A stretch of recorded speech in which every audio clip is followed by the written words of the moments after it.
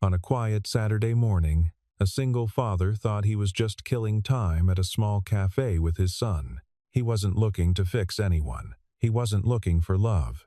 But across the room, his coworker sat alone, crying into her coffee, trying not to fall apart in public. What happened next wasn't dramatic. There was no shouting, no grand gesture, just one honest conversation. And by the end of that night, two broken people would walk away changed without even realizing their lives had just taken a completely different direction. The Harbor Street Cafe sat wedged between a laundromat and a used bookstore in Seattle's Fremont neighborhood. It wasn't trendy. The floor tiles were chipped, the walls needed paint, and the espresso machine made sounds like it was dying a slow death every time someone ordered a cappuccino. Daniel Brooks liked it precisely because nobody cared about anything here. He'd claimed his usual corner table by the window, laptop open to a logistics spreadsheet that needed finishing before Monday. His son, Lucas, sat across from him, 8 years old and entirely absorbed in some game on his tablet, headphones sliding down his ears every few seconds. This was their Saturday ritual. Daniel got work done. Lucas got screen time without guilt. Nobody had to pretend they were doing something more meaningful. Daniel reached for his coffee black, no sugar, gone cold 20 minutes ago, and squinted at a shipping route that made no sense. The numbers didn't add up. Someone in procurement had screwed up the container counts again. He didn't look up. What, buddy? That lady from your work is crying. Daniel's fingers stopped on the keyboard. He looked at his son, then followed Lucas's gaze across the cafe. Emily Carter sat 3 tables away, facing the window, shoulders hunched forward like she was trying to make herself smaller. Her hands were wrapped around a white ceramic mug. Her face was angled down, but even from here, Daniel could see her jaw trembling. She wasn't making noise, wasn't drawing attention, just sitting there, tears running down her face, dripping onto the table. Daniel knew Emily. Not, well, just enough to nod at in the break room, exchange small talk about inventory reports. She worked in analysis, different department, different floor. Quiet. Competent. The kind of person who showed up early and left late and never asked for help. He'd never seen her cry. "Should we do something?" Lucas whispered. Daniel hesitated. This was none of his business. People cried for all kinds of reasons, and most of those reasons weren't helped by strangers walking over and making things awkward. Especially coworkers. Especially on a Saturday when both of them were supposed to be off-duty and anonymous. But Lucas was watching him with that expression kids get when they're testing whether adults actually mean the things they say. Daniel had spent 2 years teaching his son that showing up mattered. That you didn't walk past someone who needed help just because it was inconvenient.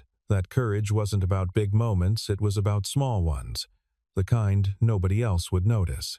And now his son was watching to see if he actually believed it. "Stay here," Daniel said quietly. He stood up, coffee mug in hand like it was some kind of shield, and walked across the cafe. Emily didn't notice him until he was standing right beside her table. She looked up, startled, and immediately tried to wipe her face with the back of her hand. It didn't help. Her eyes were red, mascara smudged, and she looked mortified. "Daniel." Her voice cracked. I didn't see you." "I know," he said. "I'm sorry. He stopped. What was he supposed to say? "You looked sad, so I thought I'd make it worse by acknowledging it in public." "I'm fine," Emily said quickly. "Really. Just a bad morning." She wasn't fine. That much was obvious. But Daniel also knew what it felt like to be not fine in public, and the last thing you wanted was someone making a scene about it. He glanced back at Lucas, who was watching through the window with his face pressed against the glass like a concerned puppy. "Can I sit?" Daniel asked. "Just for a minute." "You don't have to explain anything." Emily looked at him for a long moment, like she was weighing whether letting him stay would make things better or worse. Then she nodded. Daniel pulled out the chair across from her and sat down slowly, like any sudden movement might scare her off. He didn't ask what was wrong, didn't offer comfort. Just sat there, hands around his coffee mug, waiting. Emily stared at her reflection in the window. Outside, Seattle was doing its usual gray autumn thing, overcast sky, damp sidewalks, people hurrying past with their collars turned up. "You probably think I'm losing it," she said finally. "I don't. I'm crying in a cafe on a Saturday morning. That's pretty much the definition of losing it." Daniel shrugged. "I've done worse." That got the smallest flicker of a smile. It disappeared almost immediately, but it had been there. Emily took a shaky breath. "I got a letter yesterday from the adoption agency." Daniel didn't say anything, just listened. "They said my application was strong. My references were good. My home study passed. But I'm single, and my income is." She stopped, biting her lip. "They said it's not stable enough," which is a polite way of saying, "I'm not good enough." Her voice broke on the last word, and she pressed her hands against her eyes like she could physically hold the tears back. Daniel knew that feeling. The specific humiliation of being measured and found lacking, of doing everything right and still being told it wasn't enough. "I've been trying for 3 years, Emily continued, voice muffled behind her hands. 3 years of paperwork and interviews and background checks and financial statements, and every time, it's the same answer. You're not what we're looking for." She lowered her hands and looked at him directly for the first time. "I've done everything right, Daniel. I have a steady job, I have savings, I have a house, I go to therapy, I volunteer, I read parenting books." Her breath hitched, and it's still not enough. Daniel didn't try to fix it, didn't tell her everything would work out, didn't offer empty reassurance. He just nodded and said, "That's brutal." Emily laughed a short, bitter sound. "Yeah." Across the cafe, Lucas had abandoned his tablet and was now drawing something on a napkin, glancing up every few seconds like he was checking to make sure his dad hadn't disappeared. "Your son keeps looking over here," Emily said. "He's the one who noticed you," Daniel admitted. "Asked if we should do something. And you drew the short straw?" "Something like that." Emily wiped her face again, this time with a napkin from the dispenser. "I'm sorry. This is so unprofessional. You shouldn't have to deal with—" "It's Saturday," Daniel interrupted. "We're not at work. And you're allowed to have a bad day." She looked at him like she didn't quite believe that was permitted. "I know you probably want to be alone," Daniel continued. "I get that. But for what it's worth, my kid is watching. And if I go back over there without at least trying to help, he's going to give me a lecture about how we're supposed to show up for people." That got another almost smile. "He's 8, Daniel added. "But he's got very strong opinions about moral responsibility." Emily let out a long, shaky breath. Okay, you can stay." For a minute, Daniel nodded and settled back in his chair. And for the first time that morning, Emily stopped trying to hold herself together. The cafe was starting to fill up weekend crowds, shuffling in for overpriced lattes and avocado toast. But in their corner by the window, Daniel and Emily existed in their own small pocket of quiet. Emily told him about the adoption process, the endless forms, the invasive questions, the way every part of her life had been scrutinized and cataloged and deemed insufficient. "They asked me about my childhood," she said, voice flat now, drained of emotion. "My relationship history, my credit score, whether I'd ever been in therapy, which apparently counts against you if you're honest about it." She twisted the napkin in her hands, shredding it into smaller and smaller pieces. "I thought if I just did everything right, if I checked every box and followed every rule, it would be enough. That someone would look at my application and think, yeah, she'd be a good mom. But they didn't. No. They didn't." The words hung between them. Daniel thought about his own application, the one he'd filled out 8 years ago at the hospital when Lucas was born. Nobody had questioned whether he was qualified. Nobody had asked for references or financial statements. His name had just gone on the birth certificate, automatic and unearned. I keep thinking about all the people who get to be parents without even trying, Emily said, echoing his thoughts. People who don't want kids, people who hurt kids, and they just get to have them.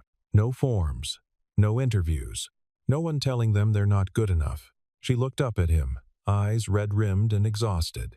"What's wrong with me?" Daniel had heard that question before. He'd asked it himself, late at night, staring at the ceiling, while his son slept down the hall. What's wrong with me that she left? What's wrong with me that I couldn't make her stay? He leaned forward, elbows on the table. Nothing's wrong with you. Emily shook her head. You don't have to. I'm not being nice, Daniel interrupted. I'm being honest.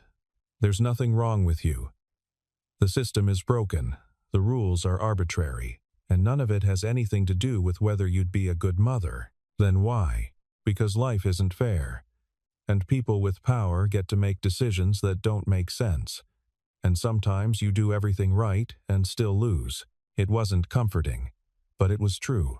Emily stared at him, something shifting in her expression like she'd been bracing for platitudes and gotten honesty instead. When Lucas was 3, Daniel said quietly, "My ex-wife left, just packed a bag one morning and walked out. Didn't leave a note, didn't explain. Just gone." He'd never told anyone at work about this. It felt too raw, too personal. But sitting here now, watching Emily try to hold herself together, it seemed important to share. I spent a year being angry. At her, at myself, at the universe. I did all the right things, got Lucas to school on time, made his lunches, helped with homework, but I was furious every single second. And one night, he looked up at me and asked, "Why don't you smile anymore?" Daniel's throat tightened at the memory. He was 4 years old, and he'd noticed that I was there, but I wasn't really there. I was showing up physically, but I'd checked out emotionally, and that's when I realized wanting to be a good dad wasn't enough. I had to actually do the work of being present. Emily's eyes were wet again, but she wasn't looking away. "You're doing the work," Daniel said. "You're showing up. And someday, some kid is going to be lucky to have you. Not because you filled out the right forms, but because you didn't give up." She didn't respond right away. Just sat there, letting the words settle. When she finally spoke, her voice was barely above a whisper. "Thank you. For what? For not telling me it'll all work out. For not saying everything happens for a reason." She met his eyes. "For telling me the truth." They sat in the cafe for another 20 minutes, the conversation shifting from heavy to quiet to almost comfortable. Daniel told her more about those early years with Lucas. The sleepless nights, the tantrums, the overwhelming certainty that he had no idea what he was doing. "Everyone kept telling me kids are resilient," he said. And I kept thinking, "That's not an excuse to mess them up." Emily nodded. "People love saying that, like it gives them permission to do less." "Exactly. How did you get through it?" Daniel thought about that. "I stopped waiting to feel ready." I was never going to feel ready. I just started showing up and hoping that was enough. Was it? He glanced over at Lucas, who'd fallen asleep with his head on his backpack, marker still clutched in his hand. "I think so. Most days." Emily followed his gaze. "He seems like a good kid." "He is. Better than I deserve, probably." "Don't do that." Daniel looked at her. "Do what?" "Downplay yourself. You're here on a Saturday morning, working and watching your kid and still taking time to check on someone who's falling apart. That's not nothing." It was strange, hearing his own advice reflected back at him. "My ex used to say I cared too much about other people's problems," Daniel admitted. "That I needed to focus on my own life instead of trying to fix everyone else's." Is that why she left? I don't know.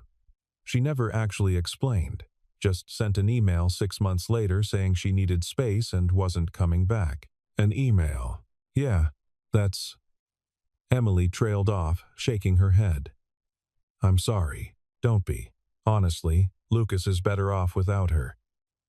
Kids don't need two parents, they need consistent ones. And she wasn't consistent. Emily looked down at her shredded napkin. Do you ever wonder if you could have done something differently? Made her stay? Every day for the first year. And now? Now I know it wouldn't have mattered. She didn't leave because of me. She left because she wasn't ready to be a parent. And no amount of me trying harder would have changed that. He paused, then added, wanting something doesn't make you worthy of it. Showing up does. The words sat between them like stones dropped into still water. Emily absorbed them slowly, turning them over in her mind. Wanting something doesn't make you worthy of it, she repeated. Showing up does. Yeah, she exhaled. That's actually helpful. In a kind of devastating way. Daniel smiled faintly. I'll take it. The cafe had reached that midday lull where the morning rush was over and the lunch crowd hadn't arrived yet. The barista was wiping down tables, stacking chairs, the espresso machine finally quiet. Emily had stopped crying. Her face was still blotchy, mascara still smudged, but she looked more solid somehow, less like she might collapse. I should go, she said, but she didn't move. You don't have to. I've already taken up your whole morning. Lucas is asleep. I've got nowhere to be. She smiled small but real. Your spreadsheet might disagree. The spreadsheet can wait. They sat in companionable silence for a moment, watching people pass by the window. Can I ask you something? Emily said. Sure. Do you think I'm crazy? For wanting this so badly? Daniel considered the question seriously. If you were doing this because you felt like you were supposed to, or because you thought it would fix something. But that's not what this is. How do you know? Because people who are doing it for the wrong reasons don't cry when they get rejected. They get mad. They blame the system. They give up. He met her eyes. You're crying because you actually care. And that's what's going to make you a good mother. Emily's breath caught. She pressed her hand to her mouth, fresh tears spilling over. Sorry, she whispered. I thought I was done. You're allowed to cry. I know. She wiped her eyes. Nobody's ever said that to me before, that I'd be a good mother. Everyone's so focused on telling me what I need to fix or improve or change, like I'm a project that needs completing. You're not a project. Then what am I? Daniel didn't hesitate. Someone who shows up. The words landed differently this time. Not as advice, but as recognition. Emily looked at him like he'd handed her something precious. Thank you, she said again. But this time, it meant something more. They stayed for another 10 minutes. The conversation drifting to safer topics, work gossip, Seattle weather, the best places to get coffee that weren't this cafe. When Emily finally stood to leave, she seemed lighter. Not fixed, not healed, but steadier. I'll see you Monday? She asked. Yeah. Monday. She hesitated, then added, and Daniel? Thank you. For sitting down. For staying. For telling me the truth instead of what I wanted to hear. He nodded. Any time. She walked out into the gray Seattle morning, and Daniel watched her go, wondering if he'd just done something helpful or if he'd just made everything more complicated. Lucas stirred awake, blinking groggily. Is she okay? I think so, buddy. I think she will be. Monday morning arrived with the usual Seattle drizzle and the usual office fluorescent lighting that made everything look slightly gray and depressing. Daniel arrived at 7:15, coffee in hand, determined to get through his backlog before the weekly logistics meeting. He'd almost convinced himself that Saturday morning had been an isolated incident, something that would stay contained in that cafe and never bleed into work. He was wrong. Emily walked into the break room at 7:40, stopped dead when she saw him, and immediately turned to leave.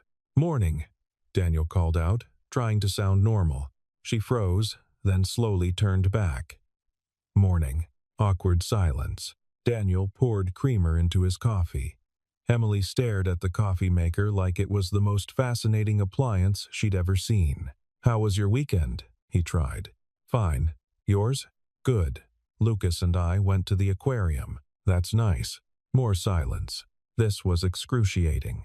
Emily grabbed a mug from the cabinet, filled it with coffee she clearly didn't want, and fled the break room like it was on fire. Daniel stood there holding his stupid creamer, wondering if he'd just ruined a perfectly functional working relationship. The rest of the morning followed the same pattern. Emily avoided eye contact in the hallway. Daniel pretended to be very interested in his computer screen whenever she walked past his department. They both participated in the logistics meeting by staring at opposite walls and contributing nothing useful. By lunch, Daniel had convinced himself they'd never speak again. Then his manager, Patricia Wells, stopped by his desk. "Brooks, I'm putting you on the Q2 inventory optimization project. You'll be working with Emily Carter from Analysis. Meetings at 2 in conference room B." Daniel's stomach dropped. "Yes, today. Is that a problem?" "No, no problem." Patricia walked away, leaving Daniel to contemplate his impending doom. At 2 o'clock, Daniel walked into conference room B like a man heading to his own execution. Emily was already there, laptop open, looking as miserable as he felt. They sat on opposite sides of the table. "So," Daniel said. "So," Emily echoed. "This is awful?" "I was going to say awkward, but awful works too." Emily let out a breath that might have been a laugh. "I'm sorry. I'm making this weird." "We're both making it weird." "Yeah. Should we not make it weird?" Emily looked at him properly for the first time since Saturday. "Is that possible? After I cried all over you for an hour? It was more like 30 minutes. That doesn't make it better." "No, probably not." They stared at each other across the conference table. "Look," Daniel said finally. "Saturday happened. It was real. But it doesn't have to be a thing. We can just work together, like normal colleagues. And if you want to pretend it never happened, I can do that." Emily considered this. "What if I don't want to pretend it never happened? Then we don't. But we also don't make it weird? Right. How do we do that?" Daniel had no idea. He was making this up as he went. "Maybe we just acknowledge that it happened and move on?" he suggested. "Like, hey, we had a vulnerable moment. It's fine. Let's talk about inventory optimization now." Emily smiled, a real smile this time. "You're very strange. I've been told that before." "It's not an insult." "I know." The tension in the room eased, just slightly. Emily opened a file on her laptop. "Okay, inventory optimization. Patricia wants us to reduce holding costs by 15% without impacting fulfillment times. That's basically impossible. I know. But we're going to try anyway."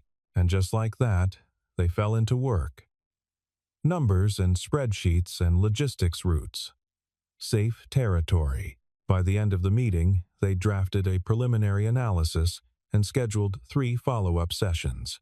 As they packed up, Emily said casually, "Thanks for not being weird about Saturday. Thanks for not avoiding me for the rest of my career. I only avoided you for one morning. Felt longer." She laughed. "Yeah, it did." Over the next 3 weeks, Daniel and Emily fell into an easy rhythm. They met twice a week for the inventory project, grabbed coffee before meetings, started having lunch in the break room at the same time. Not quite on purpose, but not quite by accident either. Emily was funny, Daniel discovered. Dry sense of humor, quick with sarcastic observations about office politics. She did a devastating impression of their regional manager's passive-aggressive email style. And Daniel, well, Emily made him remember that conversations could be enjoyable. That work didn't have to be just work. Lucas noticed the change. "You've been smiling more," he said one night over dinner, spaghetti with meatballs, Lucas's favorite. "Have I?" "Yeah." "Did something good happen?" Daniel considered how to answer that. "I made a new friend, I think." "At work?" "Yeah." "Is it that lady from the cafe?"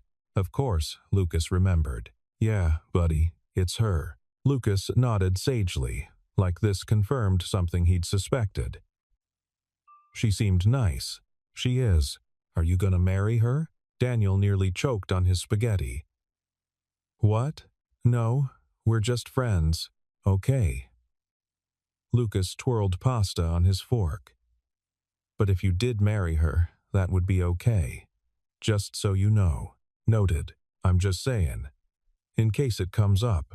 It's not going to come up. Lucas shrugged, unconvinced. Emily was changing too, though in different ways. She'd started volunteering at a youth center downtown, something she'd been meaning to do for months but kept putting off. Now, every Thursday evening, she helped teenagers with homework and college applications. One of the kids, a 15-year-old girl named Mia, had attached herself to Emily with the intensity of someone starving for adult attention. She reminds me of myself at that age, Emily told Daniel one afternoon. They were reviewing spreadsheets in the break room, but the conversation had drifted away from work. Smart but angry, convinced the world is against her. Is it? Yeah, kind of. Foster system. Group home. The usual nightmare. You're good with her? I think so. She actually talks to me, which apparently is rare. Emily paused. It's strange. I've spent 3 years trying to prove I'm qualified to be a mother. And then I meet this kid, and I realize I already know how to show up. I've just been waiting for permission. Daniel smiled. Sounds familiar. You and your stupid wisdom. Excuse me. It's very sophisticated wisdom. It's annoying is what it is. But she was smiling. Daniel made changes too. Emily had asked him one afternoon, casually, when was the last time you did something just for yourself? Not for Lucas, not for work. Just you. He'd had no answer. That weekend, he'd gone to the rec center and signed up for a drop-in basketball league. Tuesday and Thursday nights, 7 to 9. He was rusty, slow, out of shape. But it felt good to move, to sweat, to exist in his body instead of just his responsibilities. Lucas came to watch sometimes, sitting in the bleachers with his homework, glancing up whenever Daniel made a shot. You're pretty good, Dad, he said after one game. I'm really not. Better than you think. It was the kind of thing Daniel would have said to Lucas. Hearing it reflected back felt strange and meaningful. The inventory project wrapped up in late November. They'd exceeded their target's 17% reduction in holding costs, no impact on fulfillment times. Patricia was thrilled.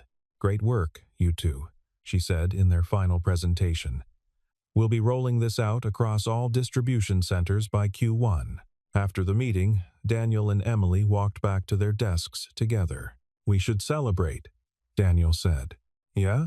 Yeah. Get dinner or something. Actually, leave the building for once. Emily hesitated. Like a date? The question hung in the air. Like two colleagues who just finished a successful project and want to eat food that isn't from the break room microwave, Daniel said carefully. Right. Obviously. Unless, no, that makes sense. Okay. Neither of them moved. Thursday night? Emily suggested. After I'm done at the youth center? Thursday works. It's not a date. Definitely not a date. Just colleagues. Exactly. But when Thursday came and they met at a small Italian restaurant in Capitol Hill, it felt suspiciously like a date. Dinner became a regular thing. Every week or two, they'd find an excuse to meet somewhere outside the office.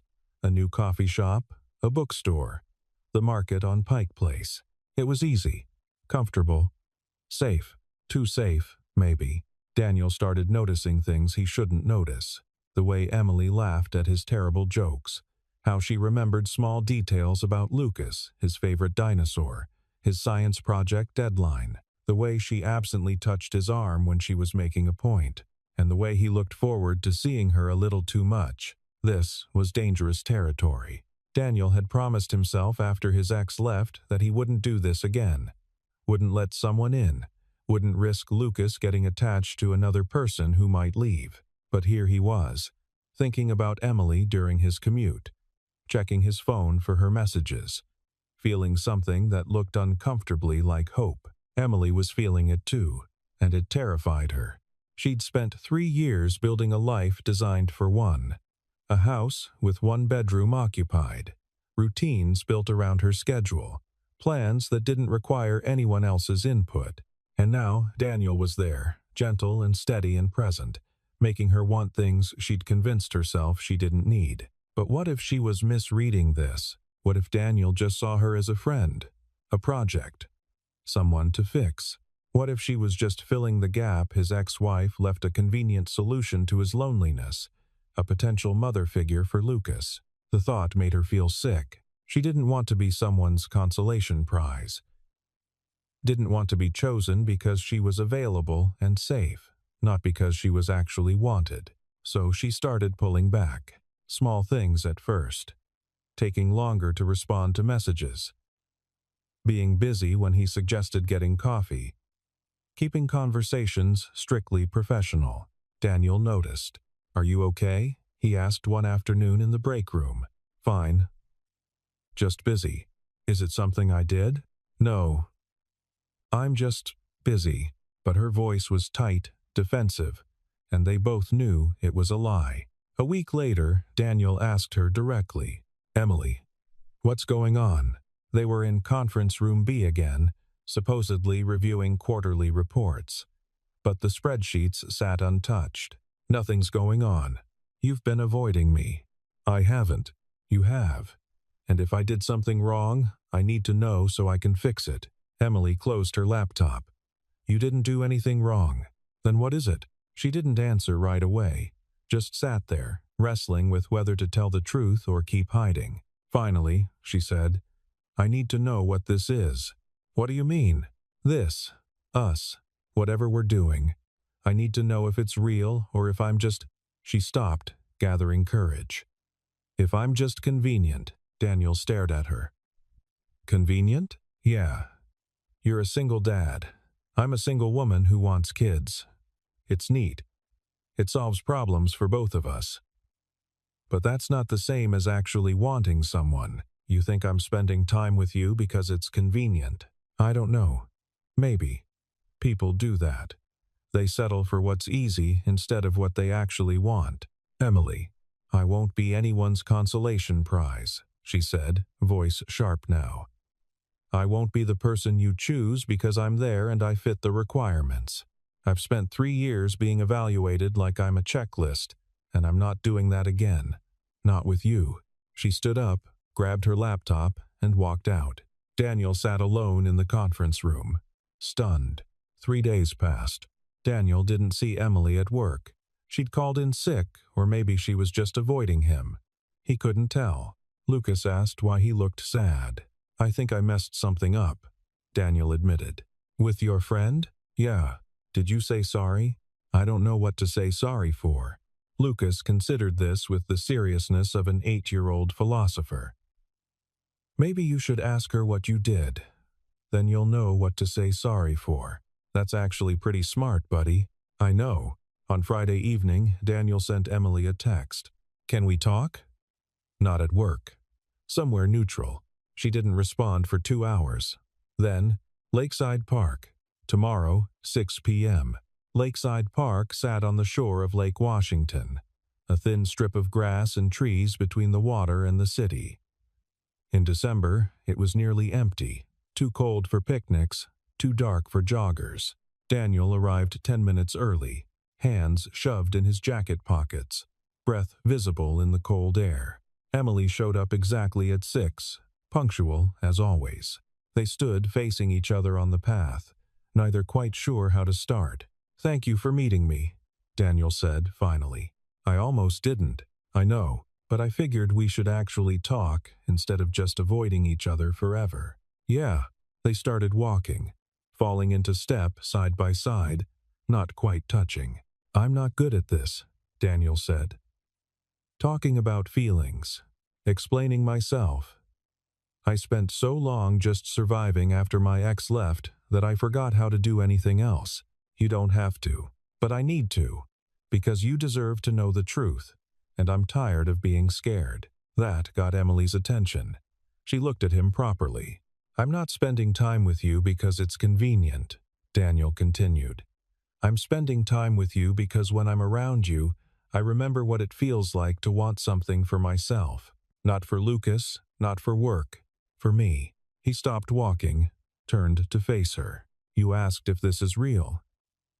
It is, at least for me. I don't know when it happened, probably somewhere between the cafe and the inventory project, but at some point, you stopped being my coworker or my friend or someone I was trying to help. You became the person I wanted to talk to at the end of the day. The person I thought about when I was supposed to be thinking about shipping routes. Emily's eyes were bright in the fading light. But here's the thing, Daniel said. I'm terrified. Because the last time I let myself want someone, she left. And I don't want Lucas to get attached and lose someone else. And I don't want to mess this up by wanting it too much. So what are you saying? I'm saying this is real. And I'm scared. And I understand if that's not enough for you.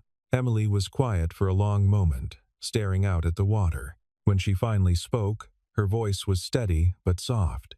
I've spent 3 years trying to prove I'm enough.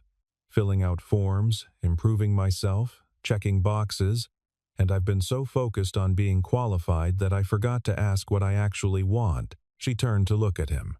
I want this. Whatever this is.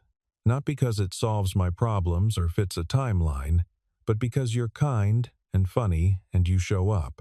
And when I'm with you, I don't feel like I'm being evaluated. I just feel like myself. Yeah? Yeah. She hesitated. But I need to know you're choosing me. Not because I'm convenient or safe. Because you actually want me. I do. Even though I'm complicated and stubborn and I cry in cafes? Especially because of that. Emily laughed, a real laugh this time, not bitter or defensive. Just honest. Okay. Let's try this. Whatever this is. No pressure, no expectations. Just showing up. Yeah.